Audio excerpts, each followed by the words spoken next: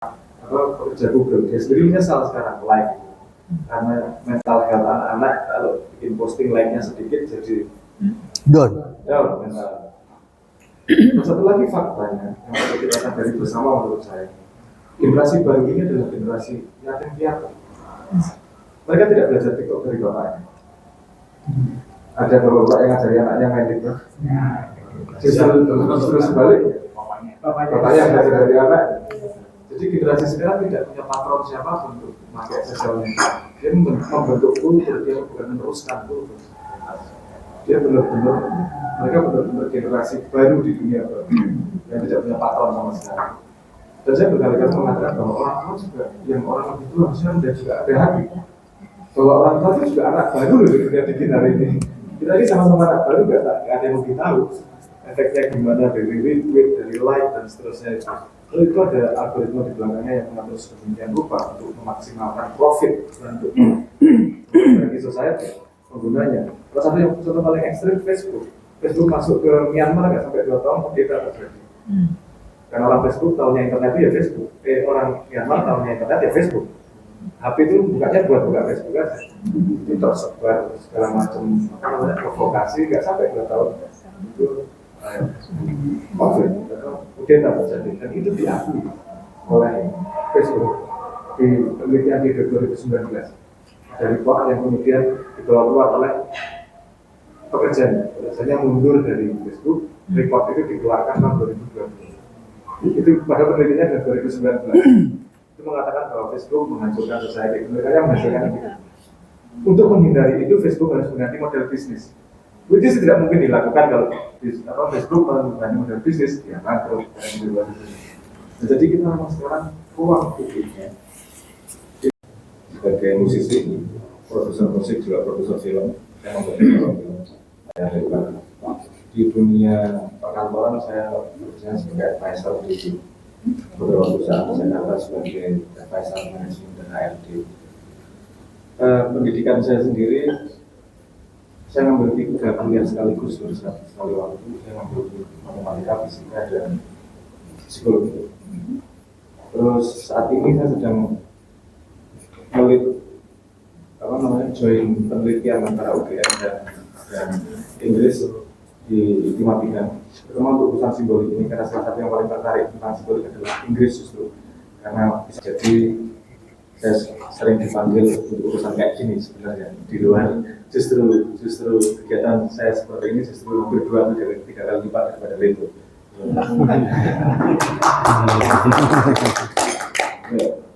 Biar saya pantas duduk di sini kan.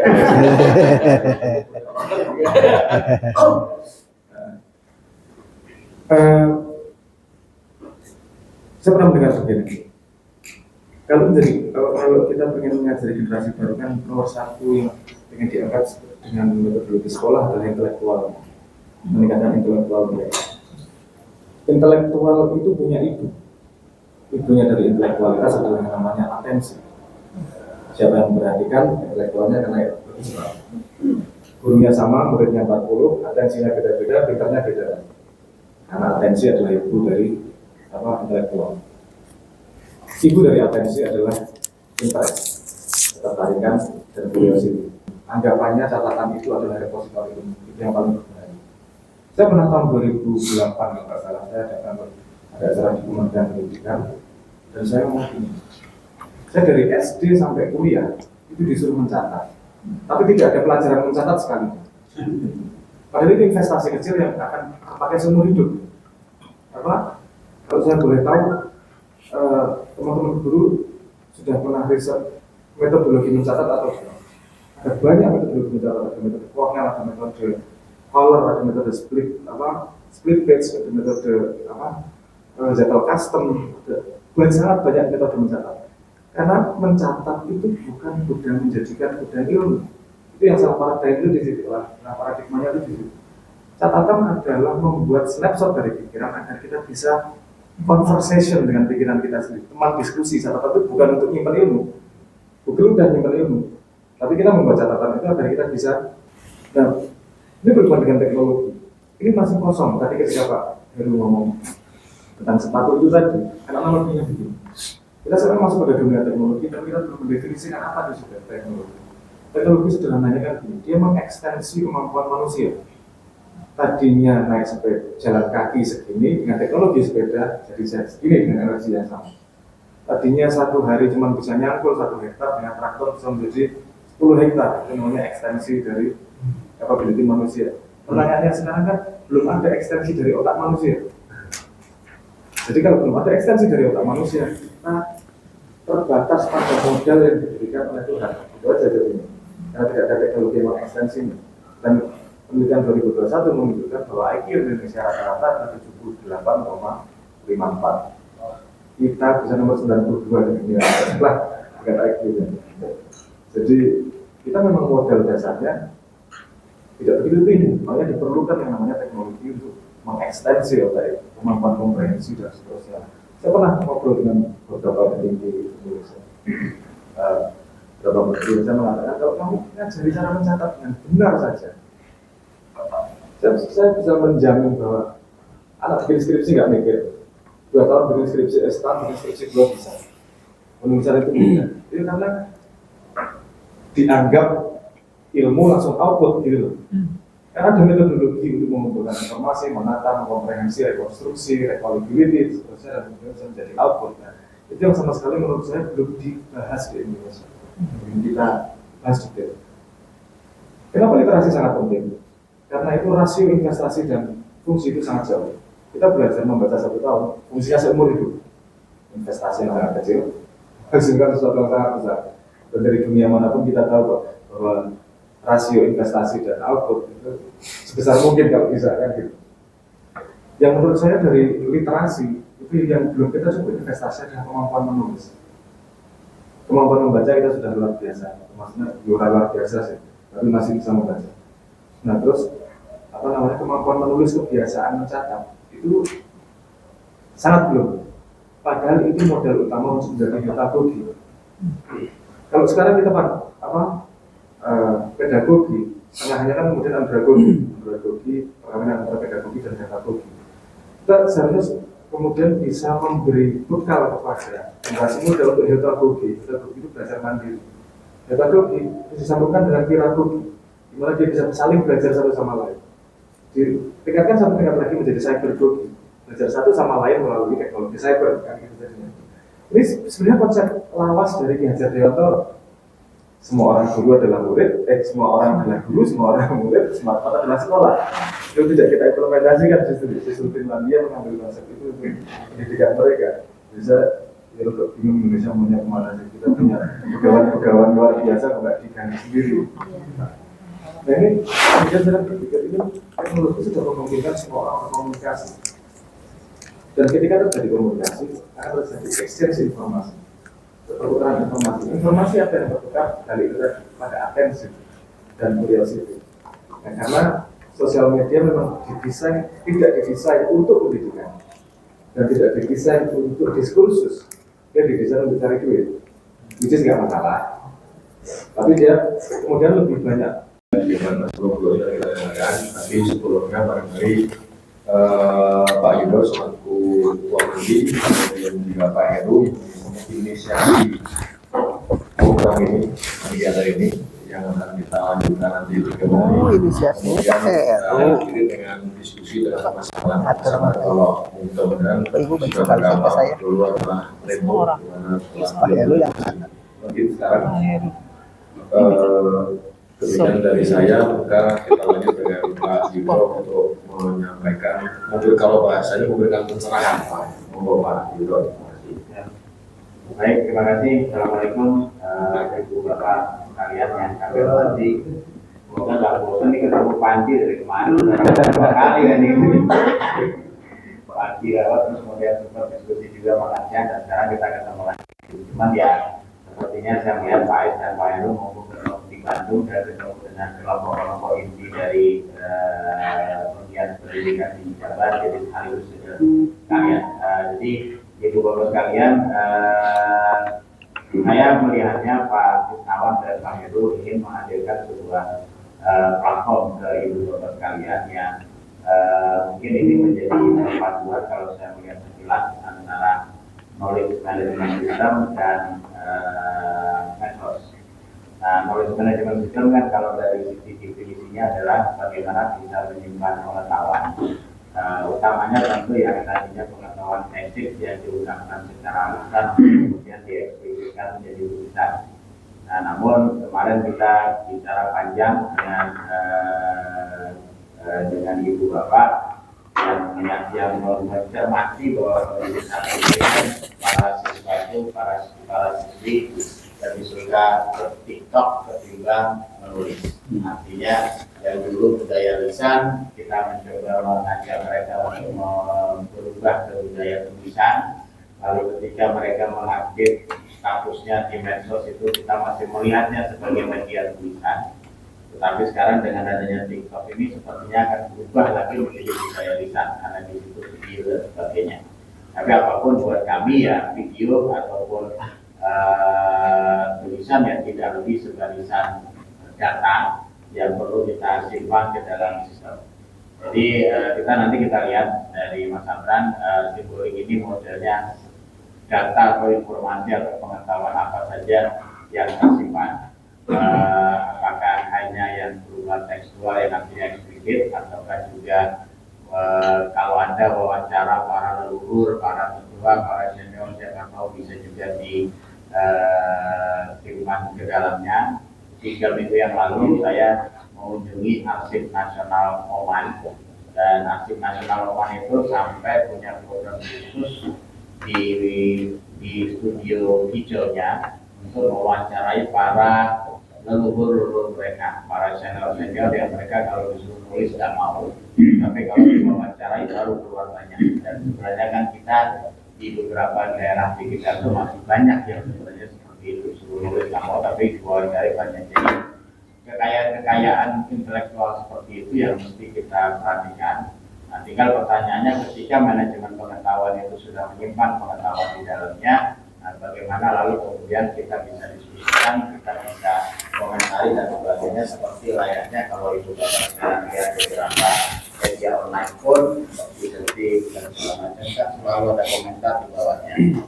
Namun ya karena kita mendapatkan gelar sebagai netizen yang paling kurang ajar se Asia Pasifik, jadi ya komentarnya banyak yang tidak beres gitu. Jadi tentunya kalau di kalangan guru saya melihat kemungkinan itu mungkin tidak akan terjadi karena guru cenderung lebih sopan gitu kan dalam berbicara, tidak seperti kelompok-kelompok komunitas lainnya. Jadi kalaupun mau nyinyir ya nyinyirnya sopan gitu kan. Kalau jadi ke kebun binatang nggak akan keluar itu kan, makian-makian ala Jawa Timur nggak akan keluar segala macam. Jadi biasanya itu yang terjadi. Jadi, tentu saja tapi proses autentikasi untuk menentukan mengidentifikasi ini siapa perlu. Jadi kita juga perlu memberikan contoh kepada kawan-kawan lainnya bahwa transparansi itu ada di sana. Kalau Anda menulis sesuatu, ya Anda harus bertanggung jawab terhadap itu. Jangan lalu kemudian pakai akun palsu, sumpah serapah di situ, ya nanti jadi sebuah platform yang kurang sehat. Ya nggak sehat, biarin aja di Facebook dan sebagainya. Tapi yang ini kita harus pelihara untuk sehat. Kira-kira itu mungkin pengantar dari saya, Bapak sekalian. Saya nanti juga mohon maaf tidak sampai tuntas karena harus kembali ke Jakarta. Besok pagi jam 8 saya mengajar program S1 UI JIT. Terima kasih Pak Yudo, dari kemarin sudah di sini, kembali ke Jakarta acara untuk Bapak-Bapak kembali ke sini lagi. Besok hari ini misalnya masih Pak Yudo, ini barangkali Pak Heru akan mau nyambung dari beberapa hal yang terkait ke mungkin asal muasal dari asal muasal. Pak Heru. Terima kasih Pak. Aku tak suara saya pas terdengar ya Pak ya. Assalamualaikum warahmatullahi wabarakatuh. Selamat malam. Bagi kita semua, Bapak Ibu sekalian, kami kesekian kali kita diskusi. Nah, kenapa saya minta waktu cukup panjang untuk memberikan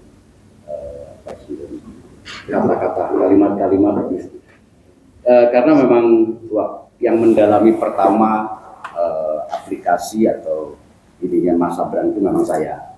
Itu saya dapat tugas dari salah satu kementerian di pusat untuk mendukung itu kegiatan yang dianggap punya pengaruh besar terhadap perjalanan bangsa ini. Nah, salah satunya adalah salah satu aplikasi yang dikembangkan Mas Abraham ini, namanya Symbolic.id. Jadi artinya pemerintah sebetulnya sangat concern dengan gerak satu jargon yang disebut gerakan revolusi mental, karena memang kita paham bahwa kita semua pasti setuju bahwa saat ini yang diperlukan bangsa ini adalah merevolusi mentalitas bangsa. Kita setuju itu pasti, gitu. Karena ya ini kan persoalan pola pikir kita yang udah kayak begini, yang harusnya teknologi itu dijadikan alat dan kita peralat, tapi malah alat memperalat kita, gitu ya. Kan itu kan hal yang memprihatinkan kita semua. Nah, Mas Abraham ini salah satu yang sudah juga dapat endorsement dari kementerian yang saya sebut tadi, kan Kementerian Kemenko PMK, Pembangunan Manusia dan Kebudayaan, sudah mendapat endorsement dengan Pak Menteri langsung, bahkan ditarget 20 juta. Ya, ditarget punya ini 20 juta. 20 juta user. Nah, tapi sebetulnya gini, saya mau itu cuma satu hal yang kedua, spiritnya itu begini Bapak Ibu, bahwa kita kan mengenal ada era industri 1.0 ya, tahun 1700-an, terus tahun 1900-an ada era industri 2.0, terus ketika teknologi telekomunikasi atau komputer ditemukan ada era industri 3.0, terus sejak 2011 yang lalu karena sudah era digital, terus kemudian ada era industri 4.0 gitu, yang semuanya disebut sebagai sebuah revolusi, ya, dikenal revolusi teknologi atau revolusi industri 1.0, 2.0, 3.0, 4.0. Nah, artinya gini Pak, saya nggak perlu cerita itu karena Bapak-Bapak pasti Bapak Ibu semua udah paham betul, gitu ya. Satu hal yang artinya dampak daripada era industri 4.0 ini adalah kemanusiaan kita semakin terdegradasi. Istilahnya apa tuh? Peran manusia semakin dikecilkan karena tingkat produktivitas sudah jadi semakin tinggi. Kalau dikerjakan sama manusia doang cuma dapat 10, tapi begitu dengan teknologi perharinya bisa ribuan atau mungkin bahkan jutaan, gitu. Nah, peran manusia makin kecil hingga banyak tergantikan sama teknologi, gitu. Artinya ada satu hal yang perlu kita sikapi ya dengan situasi ini, dan cara menyikapinya ya kita harus cerdas, gitu. Itulah sebabnya sekarang di banyak negara sudah mulai bicara tentang society 5.0. Nah, kita juga gitu. Artinya menurut maka saya juga berpikiran bahwa kita mari mempersiapkan diri ya, untuk menyambut era ini semua. Nah, tools yang dibikin sama Mas Sabran ini, itu apa, Symbolic.id yang dibikin Mas Sabran ini, ada tools, salah satu tools untuk kita bisa gunakan, karena seperti tadi Pak Isnawan tersebut, memang harus orang pintar yang banyak bicara. Kan sekarang kan yang jadi leader leader dalam opinion leader gitu, key opinion leader itu Atta Halilintar. Bayangin coba, sedih kan kita Pak, betul nggak? Ya. Nah, makanya Mas Abraham ini bikin satu tools gitu yang mencoba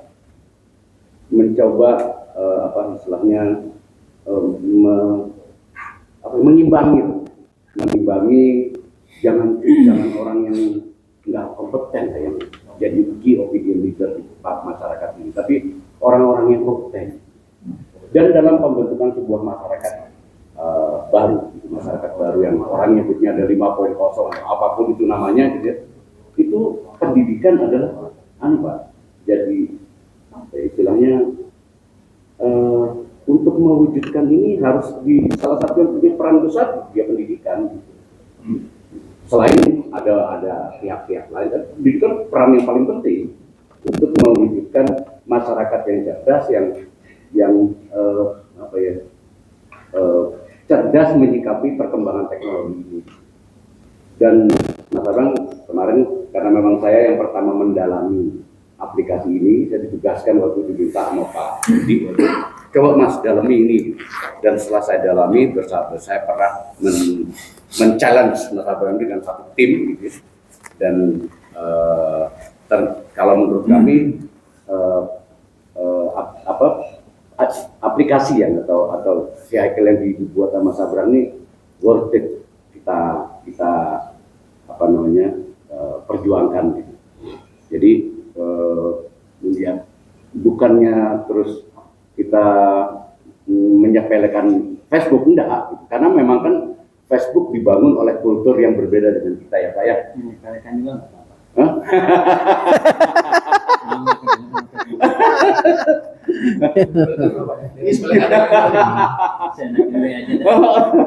Saya ada istilah tadi yang Mas Abang tadi diskusi sama saya ya. Ntar gue lebih detail cerita ini. Jadi misalnya begini, ada 2 sales pergi ke satu tempat, gitu ya. Sales sepatu ya Mas ya. Ada sales sepatu ke satu tempat mau jualan sepatu, diutus sama kantornya. Nah sampai di sana si sales, ada 2 sales nih, yang satu balik menyarankan jangan jual sepatu di sana, kan di sana nggak ada yang pakai sepatu. Gitu. Tapi yang satu lagi sales bilang, kita harus jualan sepatu di sana karena nggak ada yang pakai sepatu.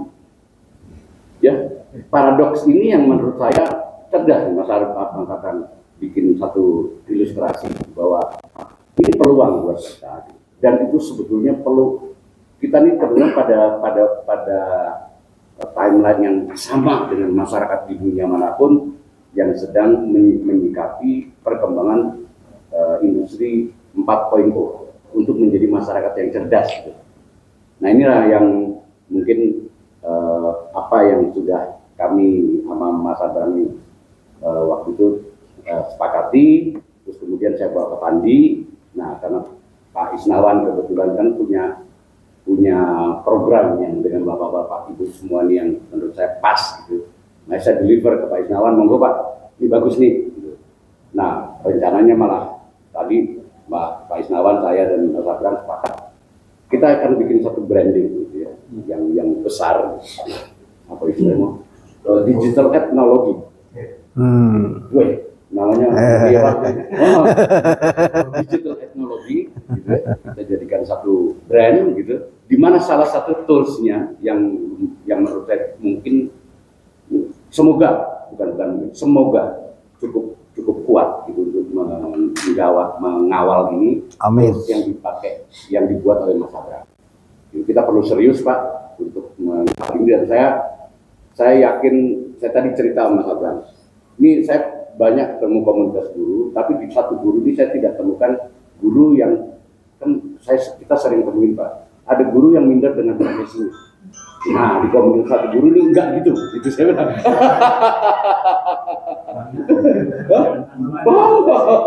Karena punya rasa malu.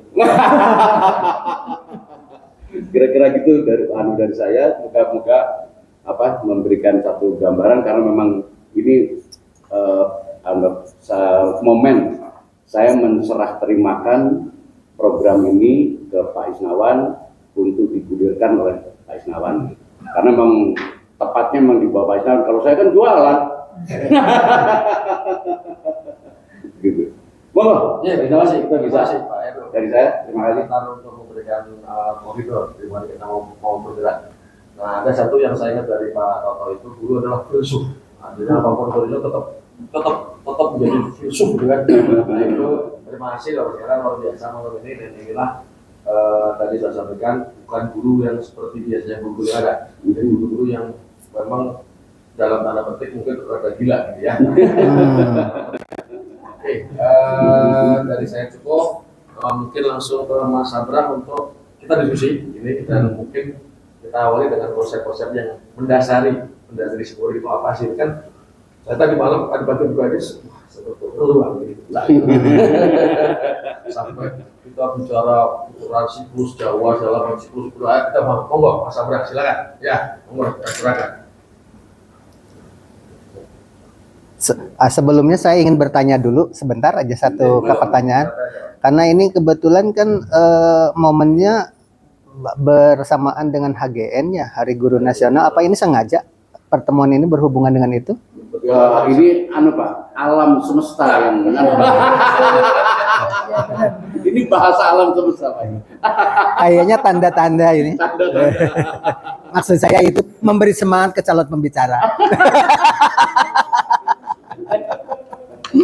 Assalamualaikum warahmatullahi wabarakatuh. Waalaikumsalam warahmatullahi wabarakatuh. Saya pastikan tanggal ini tidak disengaja. Karena saya diundang Pak Heru itu tanggal 20. Tanggal 20 ada acara di Surabaya.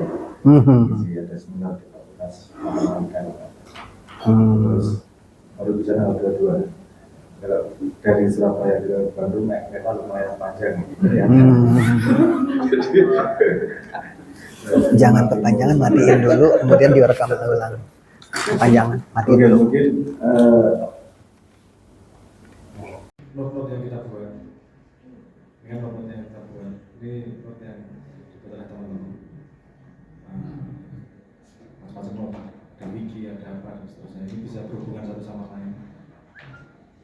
Keluar di kanan, sehubungan, ada forward link, ada back link, berhubungan satu sama lain not tersebut.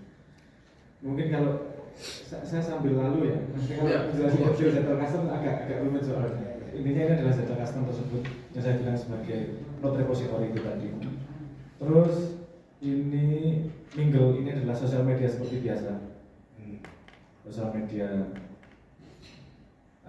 seperti sosial media biasa. Ini ada tulisannya, ada gambar, terus parameternya like, di sini ada like, di sini ada komen, di sini ada Instagram, seperti biasa yang kita kenal sebagai sosial media.